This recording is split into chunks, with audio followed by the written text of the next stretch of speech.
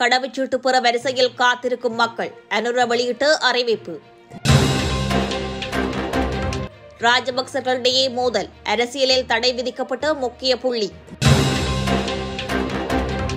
சிறையில் சோறும் தேங்காய் சம்பலும், அனுபவத்தை வெளியிட்டு மஹிந்தவின் மகன் யோசித. இலங்கையில் கடன் அட்டைகளுக்கு பாரிய வட்டி, மௌனம் காக்கும் மத்திய வங்கி. தந்தையை கத்தியால் குத்திக் கொன்ற மகன் கைது.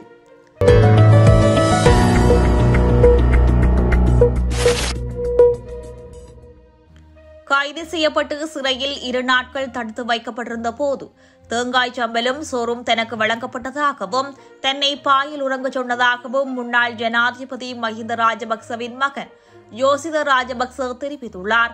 ஊடகம் ஒன்றிடம் இது தொடர்பான தனது கருத்துக்களை அவர் பகிர்ந்து கொண்டுள்ளார்.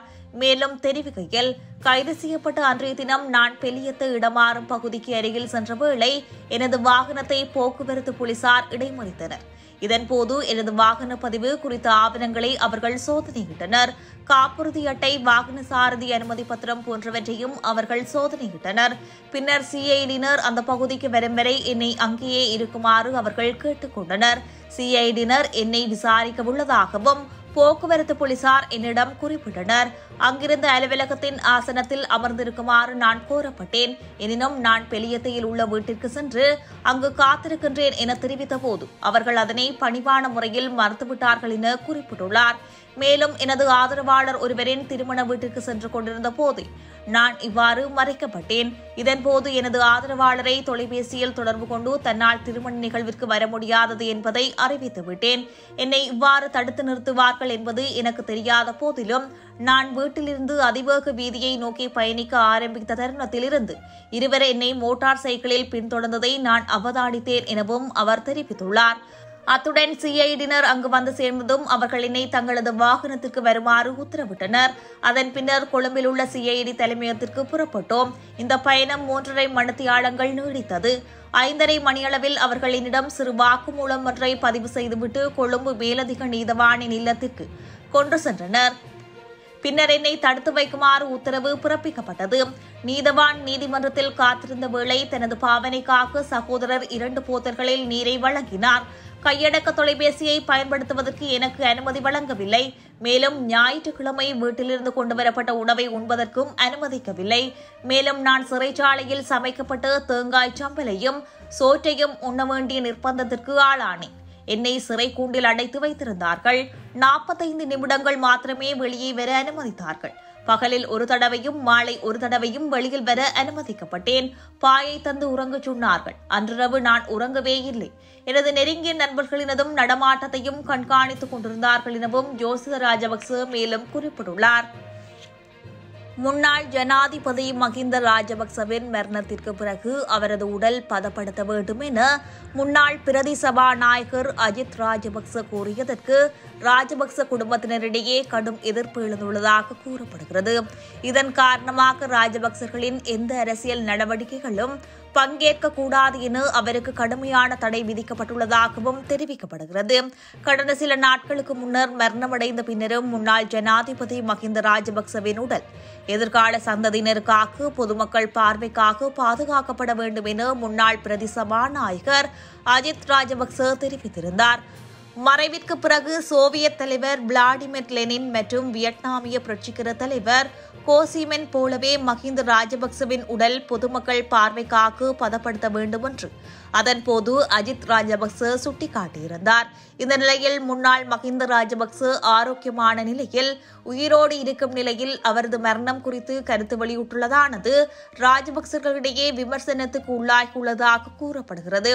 இதன்படி இவ்வாறான அபசகுணமான கருத்தை வெளியிட்டமைக்காக அஜித் ராஜபக்சவை எந்த அரசியல் நடவடிக்கைகளிலும் பங்கேற்கக்கூடாது என ராஜபக்ச தரப்பினர் தடை விதித்திருக்கலாம் என சமூக ஊடக செய்திகள் தெரிவிக்கின்றன.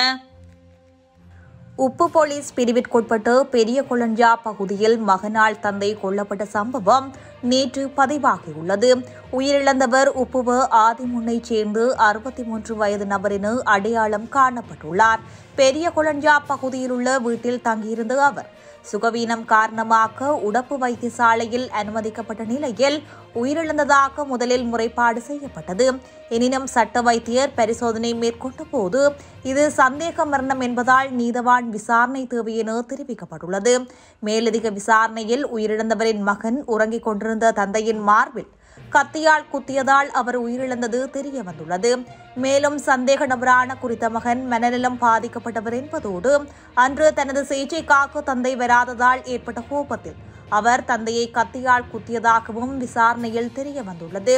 உயிரிழந்தவரின் சடலம் புத்தளம் வைத்தியசாலையின் பிரேத அறையில் வைக்கப்பட்டுள்ளதுடன் குற்றத்தில் ஈடுபட்ட 20 வயதுடைய மனநலம் பாதிக்கப்பட்ட மகன் கைது செய்யப்பட்டுள்ளார். சம்பவம் தொடர்பாக உடப்பு போலீசார் மேலதிக விசாரணைகளை மேற்கொண்டு வருகின்றனர்.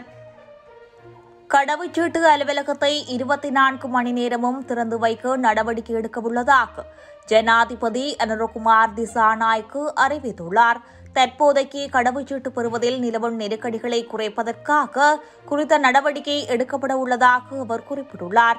குறித்த விடயத்தை நேற்று குருநாகல் கல்கமுவ பிரதேசத்தில் நடைபெற்ற மக்கள் சந்திப்பில் கலந்து கொண்டு கருத்து தெரிவிக்கும் போதே அவர் இதனை தெரிவித்துள்ளார். இது தொடர்பில் அவர் மேலும் தெரிவிக்கையில், இந்த நாட்டில் இன்று ஊழல் மோசடியற்ற ஆட்சி ஒன்று உருவாக்கப்பட்டுள்ளது. முதலீட்டாளர்கள் நம்பிக்கையுடன் நாட்டிற்கு வரும் நிலை ஏற்பட்டுள்ள நிலையில் இவ்வாறாக நாங்கள் ஒவ்வொரு விடயங்களிலும் மாற்றங்களை படிப்படியாக ஏற்படுத்திக் கொண்டிருக்கின்றோம்.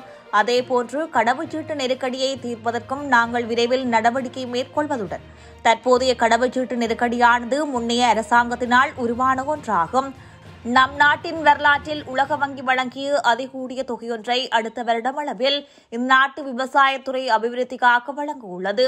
எனினும் அதனை தீர்க்கும் வகையில் விரைவில் 24 மணி நேரமும் கடவுச்சீட்டு அலுவலகத்தை செயற்பட வைப்பதற்கான நடவடிக்கைகளை மேற்கொள்ள உள்ளோம்.